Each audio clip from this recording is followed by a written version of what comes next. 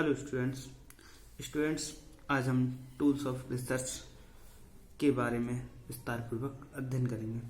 जैसा कि आप जानते हैं हम असेसमेंट फॉर लर्निंग में का अध्ययन कर रहे हैं और हमें असेसमेंट फॉर लर्निंग में मापन और मूल्यांकन प्रत्येक चीज का करना पड़ता है कि विद्यार्थी कितना सीख रहा है, कितना नहीं सीख रहा है, किस माध्यम से किस चीज का हम मापन कर सकते हैं या मूल्यांकन कर सकते हैं। तो उसी जो मापन के टूल्स हैं या रिसर्च के टूल्स हैं वो निम्न प्रकार है। आज हम उनके बारे में विस्तार पूर्वक अध्ययन करेंगे। स्टूडेंट्स, अनुसंधान या मूल्यांकन एक बौद्धिक प्रक्रिया है। मूल्यांकन करना है या अनुसंधान करना है तो ये क्या है? बौद्धिक प्रक्रिया है जो नए ज्ञान को प्रकाश में लाती है तथा पुरानी त्रुटि और भ्रांत अवधारणाओं का परिमार्जन करके वर्तमान ज्ञान को उसमें वृद्धि करती है। अनुसंधान की प्रक्रिया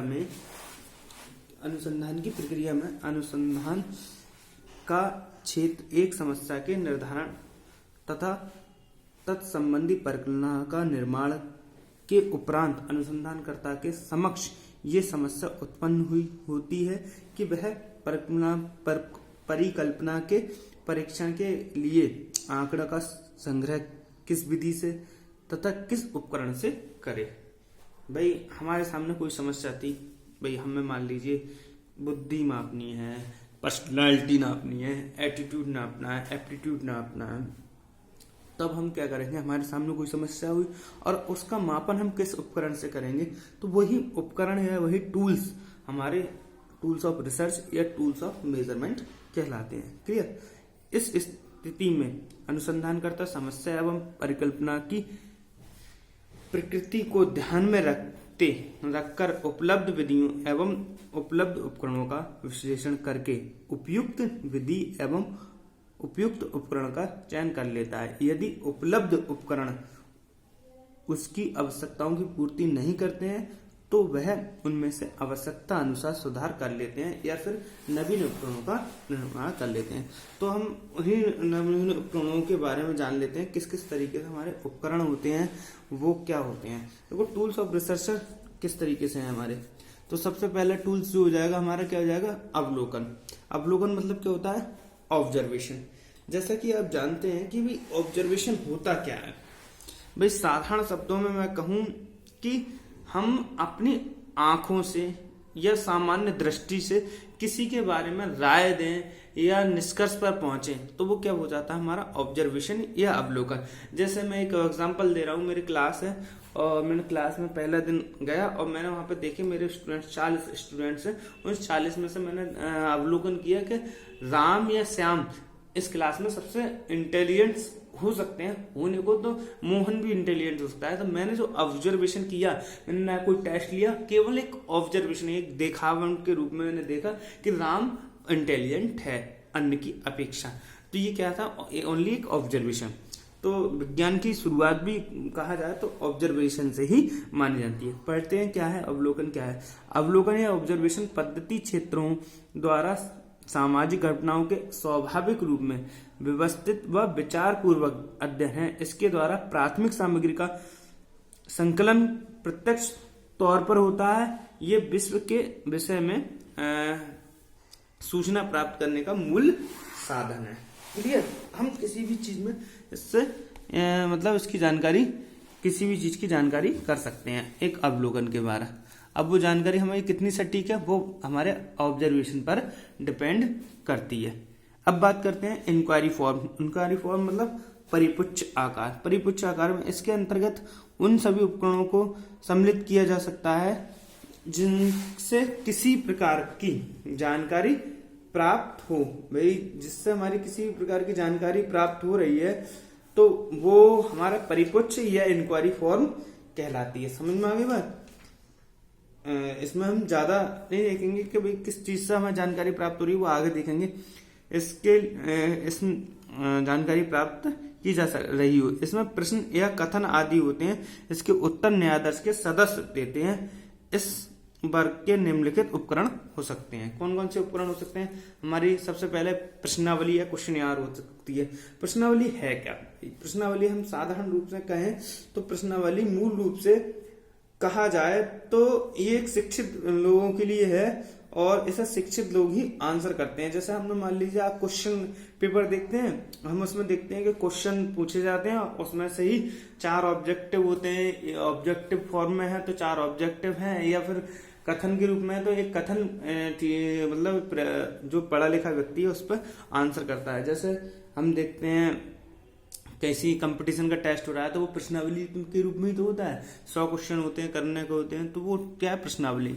अनुसूची क्या है? शेड्यूल। इसमें प्रश्न क्या होता है? जो सूचना लेता है, जो ऑब्जर्वेशन कर रहा है, या जो मापन कर रहा है या मूल्यांकन कर रहा है, वो क्या करेगा? आपके सामने बैठ जाएगा। वो अनुसूची अनपढ़ लोगों के लिए काम में भी आ जाती है। वो क्वेश्चन करता है कि मोहल्ले में कितने लोग हैं, आपके कितने बच्चे हैं। तो ये क्या हो गई? एक तरीके से क्या है, हम जनगणना वाले जो फॉर्म होता है जो फिल करता है वो एक तरीके से क्या है? अनुसूची, शेड्यूल है। और चिन्हांकन, चेकलिस्ट में से मापन करना, मूल्यांकन करना, तो वो कैसा हो जाएगा? इंक्वायरी फॉर्म हो जाएगी। और निर्धारण मापनी, रेटिंग स्केल में भी क्या होता है? हम किसी न किसी आधार पर किसी व्यक्ति का रेटिंग नापते हैं। जैसे भाई कौन कितना अच्छा परफॉर्मेंस कर रहा है। जैसे हम देखते हैं आजकल क्रिकेट में रेटिंग देखते हैं कि किसकी रेटिंग अच्छी चल रही है, कौन अच्छा प्रदर्शन कर रहा है। जैसे सचिन कितना अच्छा खेल रहा है, सहवाग कितना अच्छा खेल रहा है, धोनी कितना अच्छा खेल रहा है, तो उसके आधार पर हम उसकी रेटिंग मापनी से उसका निर्धारण कर देते हैं कि किसका अच्छा परफॉर्मेंस हो रहा है। तो ये हमारी रेटिंग स्केल हो गई। उसके बाद हमारे आ जाता है साक्षात्कार की बात करें हम, क्या है साक्षात्कार? भाई मैं कहूं इंटरव्यू 2 शब्दों से होना है। इंटर मानी अंतर और व्यू मानी झांकना या देखना। तो समक्ष रूप से कहा जाए कि इसमें क्या होता है? हम किसी व्यक्ति को मेजर करते हैं, उसके अंदर झांक कर कह सकते हैं साक्षात्कार द्वारा हम दूसरे के आंतरिक जीवन का अध्ययन करते हैं, जो अनुसंधानकर्ता के लिए मूल रूप से अज्ञात होता है। समझ में आ गई बात? अब आ जाते हैं साइकोलॉजिकल टेस्ट के बारे में बात करते हैं। तो साइकोलॉजिकल टेस्ट जो होते हैं वो क्या है? भाई साइकोलॉजिकल टेस्ट में हम क्या देखते हैं कि विद्यार्थी, भाई हम कोई भी मापन, किसी का भी मूल्यांकन कर सकते हैं, चाहे वो स्टूडेंट हो चाहे कोई हो। तो इसमें हम साइकोलॉजिकल टेस्ट का भी टूल्स के रूप में मापन का उपयोग कर सकते हैं। जैसे मनोविज्ञान विषयों के मापन हेतु जिस परीक्षण का उपयोग किया जाता है उसे मनोवैज्ञानिक परीक्षण की संज्ञा दी जाती है। मनोवैज्ञानिक तथा शिक्षा आदि या सामाजिक विज्ञान के अनुसंधान के लिए आंकड़ों को प्राप्त करने के लिए उपकरणों में मनोवैज्ञानिक परीक्षण की सबसे अधिक उपयोगिता होती है। जैसे बुद्धि परीक्षण, इंटेलिजेंसी टेस्ट में हम क्या देखते हैं कि किसी व्यक्ति की कितनी मानसिक योग्यता है, उसमें कितनी इंटेलिजेंसी है। उसके बाद आ जाती है हमें पर्सनालिटी टेस्ट में हम देखते हैं किसकी कितनी अच्छी पर्सनालिटी है, कौन कितने अच्छे दिल का है, कौन किस कार्य के लिए उपयुक्त रहेगा। तो हम इसमें पर्सनालिटी देखते हैं। पर्सनालिटी में भी काफी टेस्ट होते हैं। आपने देखा होगा कि TAT परीक्षण, थेमेटिक एप्रोप्रिएशन टेस्ट, और बाल बोध परीक्षण कहते हैं, चिल्ड्रन एप्रोप्रिएशन टेस्ट, रोसा स्याही धब्बा परीक्षण, रोसा इंक ब्लॉक टेस्ट, इस टाइप के बहुत सारे टेस्ट होते हैं। तो इनके आधार पर भी हम व्यक्ति की पर्सनालिटी मापते हैं। उसके बाद आ जाती है अभियोग्यता परीक्षण। अभियोग्यता क्या होता है? एप्टीट्यूड और एटीट्यूड। ये दोनों कंफ्यूज बहुत करते हैं कि एटीट्यूड क्या है, एप्टीट्यूड क्या है।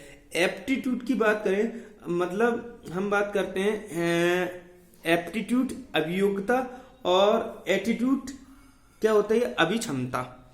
सही है, अभियोग्यता और अभिक्षमता ये बहुत सारी इंपोर्टेंट है। अभियोग्यता क्या है हमारी? एप्टीट्यूड में हम क्या देखते हैं? कहा जाए तो हम देखते हैं विद्यार्थी या स्टूडेंट या व्यक्ति कोई भी जो है उसकी क्या योग्यता है, उसकी किस चीज में रुचि है।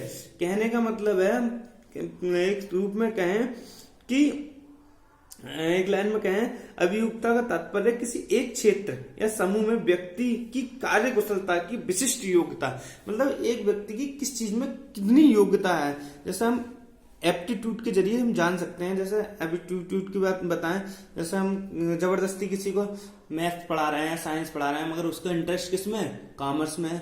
या हम किसी व्यक्ति को जबरदस्ती कॉमर्स पढ़ा रहे हैं, मगर उसका इंटरेस्ट किस में, अभिक्षमता कितनी है, उसकी एप्टीट्यूड क्या है, साहित्य में है। तो एप्टीट्यूड किसी क्षेत्र में किसी व्यक्ति की रुचि से है कि उसमें वो कितना कुशल है और कितना योग्य है। क्लियर। अब बात करते हैं एटीट्यूड की। एटीट्यूड क्या है भाई, अभिवृत्ति। अभिवृत्ति की बात करें तो अभिवृत्ति की जो है समाज में किसी व्यक्ति या वर्ग के प्रति लोगों का क्या दृष्टिकोण है। भाई हमारा एटीट्यूड है किसी व्यक्ति के प्रति, तो भाई यार वो कहते हैं फलाना व्यक्ति एटीट्यूड में है। एटीट्यूड क्या होता है, उसके प्रति समाज की क्या दृष्टिकोण है, उसका क्या चाल चलन है, तो उसके अभिवृत्ति मापनी कहा जाता है। उसके बाद आ जाती है हमारी अभिरुचि, इंटरेस्ट इन्वेंट्री ये योग्यता है और ये अभिरुचि है। जैसे मैंने कहा कि भाई अभिक्षमता में हम क्या कहते हैं कि उसमें कितनी योग्यता है किस खेल के प्रति। जैसे मैंने कहा भाई कोई व्यक्ति है, उसे जबरदस्ती हम क्या पढ़ा रहे हैं, कॉमर्स पढ़ा रहे हैं, परंतु उसकी योग्य क्षमता क्या है, एप्टीट्यूड क्या है कि वो साइंस में अच्छा कर सकता है। समझ में आ रही है, वो एक अच्छा डॉक्टर बन सकता है। मगर अभिरुचि क्या है, एक ऐसी अवधारणा को आगे बढ़ा रहे हैं कि रुचि तो डॉक्टर बनने की है मगर योग्यता नहीं है। रुचि मैं डॉक्टर बनूंगा, बायोलॉजी सीखूंगा, मैं फिर डॉक्टर बनूंगा, मगर रुचि उसकी डॉक्टर बनने में, मगर उसकी योग्यता नहीं है। रुचि तो हमारी किसी भी क्षेत्र में हो सकती है, उसमें हम चाहे अच्छे हों या ना हों। क्लियर। जैसे हम अधिकतर बच्चे कहते हैं क्या खेल पसंद है, उन्हें क्रिकेट, उन्हें खेलना आए या ना आए, पसंद है, रुचि है, इंटरेस्ट है। ठीक है। अब आ जाती है समाजमिति। समाजमिति में सामान्य तौर पर यह पद्धति किसी विषय अवसर पर किसी समूह के सदस्यों के पारस्परिक संबंधों को स्पष्ट करने की विधि है। क्या पारस्परिक संबंध है, उनकी क्या स्पष्ट हो सकती है। उसके बाद आती है विकासात्मक विधि, डेवलपमेंट मेथड। इसमें हमारे दो मुख्य विधि हैं, व्यक्तिक अध्ययन और व्यक्तिक व्रत। यानी केस स्टडी, हम किसी के बारे में अध्ययन कर रहे हैं, और केस हिस्ट्री। जैसे व्यक्तिक अध्ययन क्या होता है, व्यक्तिक अध्ययन में हम पर्सनली रूप से किसी के बारे में जानने की कोशिश करते हैं। जैसे मान लीजिए मैं केस हिस्ट्री लिखी हुई हूँ ऑलरेडी, मुझे मान लो विवेकानंद पसंद है, तो मैं उनकी विवेकानंद की किताब पढ़ रहा हूँ, उनकी केस स्टडी पढ़ रहा हूँ, और उन पर मैं व्यक्तिगत रूप से उनके घर जा रहा हूँ, उनके रिश्तेदारों से मिल रहा हूँ, या उनके बारे में उनसे जो संबंध रखते हैं उनसे जानकारी, उनके बारे में जानकारी ले रहा हूँ, तो क्या हो जाएगा, case study. Clear. Thank you very much.